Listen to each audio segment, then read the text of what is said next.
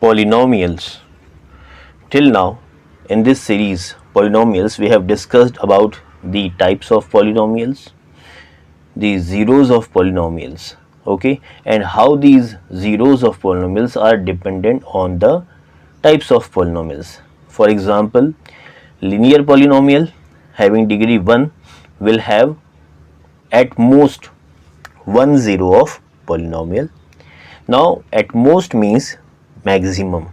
At most means maximum it will have one zero, okay, or it can have no zeros also. We will see how. Then if the polynomial is quadratic, it means it will have degree 2. If it is having degree 2, it means it will have two zeros of polynomial. Then if a polynomial is cubic, means having degree 3, then it will have at most 3 zeros of polynomials. And we have discussed what are zeros.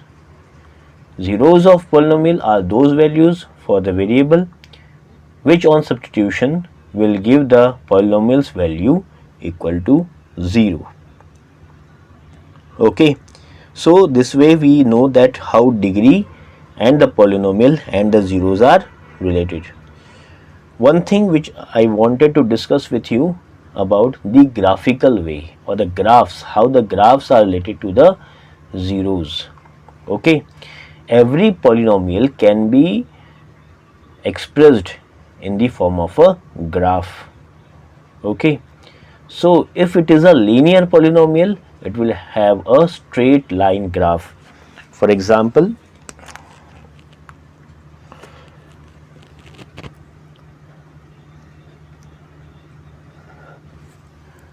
this is our Cartesian plane where we consider the intersection of the two axes, vertical and horizontal, as the origin. In case the polynomial is linear, then we will say that it will have a graph like this, okay, a line. Now in the beginning we discussed that we will be discussing more about the quadratic polynomials. Now when we are discussing, so this is the example of linear. Linear means single line. If we are having a quadratic, then it will have a parabolic graph. For example, it can be like this, then it can be like this, or it can be like this. Now you can see the three graphs. In all the three graphs, the parabola is there. In the first case, see, we know this thing that the horizontal is the x-axis and the vertical is the y-axis. Horizontal is the x-axis, vertical is the y-axis. Horizontal is the x-axis and vertical is the y-axis. In this case, where the graph is not touching the x-axis at all, the graph is not touching the x-axis. When the graph is not touching the x-axis, we will say that it will have no zeros. In all the three cases, the graph is representing quadratic. Okay, in all the three cases it is representing quadratic. But even if it is a quadratic, then also it can have no zeros. In this case, the graph, the parabola is touching the x-axis at one point, so it will have 1 0. And if the quadratic polynomial, the graph is intersecting the x-axis at 2 points, then it will have 2 zeros.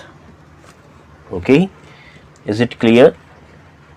Is it clear how the graph is related to the number of zeros? So these are the cases where we can say that it can have no zeros, it can have 1 0, or it can have 2 zeros. But in any case, it will not have more than 2 zeros because it is a quadratic polynomial. Is it very clear? Now in today's part we are going to discuss one more very important thing, and that is about the coefficient of polynomials and zeros of the polynomials and their relationship. Okay, so for example, now again I will be keeping my discussion about the quadratic polynomial only. So I am considering the polynomial as ax square plus bx plus c. Now see, this is the general representation of a quadratic polynomial. Okay, this is a general representation of a quadratic polynomial. Now what are the coefficients? Now we know that in an algebraic expression these are called as the variables x square x. These are the variables. Now these, the constants which are attached to the variable, are called as coefficients. Okay, so in our case a, b and c. Now c, because c is not attached to the variable, we call it as a constant. In the beginning we discussed that a constant is a polynomial where there is no variable present. Okay, so a, b, c, these are called as the coefficients.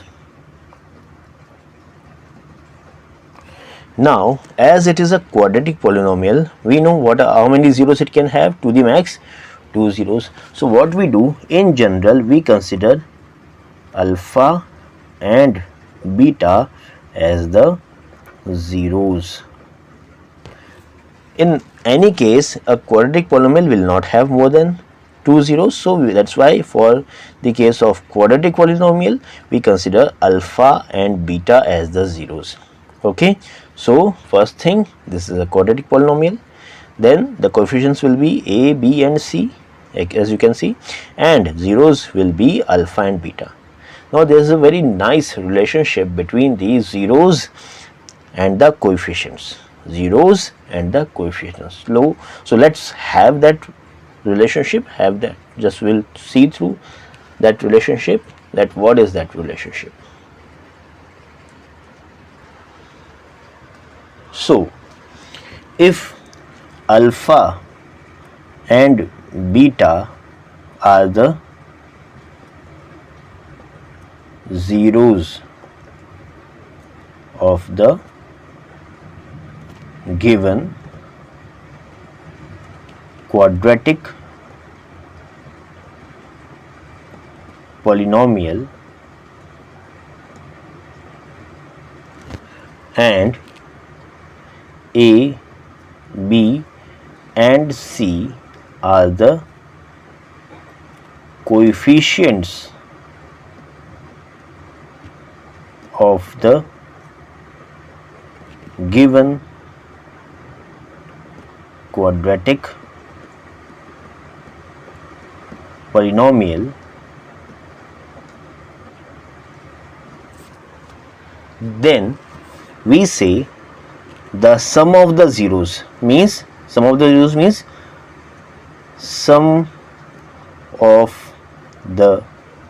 zeros. What are the zeros now? Alpha and beta. That is alpha plus beta is equals to minus b upon a. What it is? Minus b upon a. This is nothing but minus coefficient of x upon coefficient of x square. Is it very clear? So what is the sum of the zeros? Sum of the zeros is alpha plus beta is equals to minus b by, that is minus of coefficient of x upon coefficient of x square. Same way we say about product of the zeros. Now what are the zeros? Alpha and beta. So product will be alpha into beta is equals to c by a. Now what is c? C is nothing but the constant term term upon what is a coefficient of x square. So this is the relation. Now we get one question surely for this type of concept, okay, where either sum of the zeros or product of the zeros will be given and you will be asked to find the quadratic polynomial. Now if sum of the zeros alpha plus beta and alpha into beta is given, so we'll have to find what is the polynomial where ax square plus bx plus c is there, and we'll have to find what is a, what is b and what is c. Okay, so definitely this concept we are going to use extensively, okay, and this is one of the very important concept in this chapter. Okay, so hope the concept is clear to you all. Yes, in the next part we are going to consider some questions based on this relationship. This is called the relationship between the zeros and the coefficient of the given quadratic polynomials. Okay, so dear students, in case if you feel any doubt, any query, any confusion, so feel free to comment on. With this we will stop here. Take good care.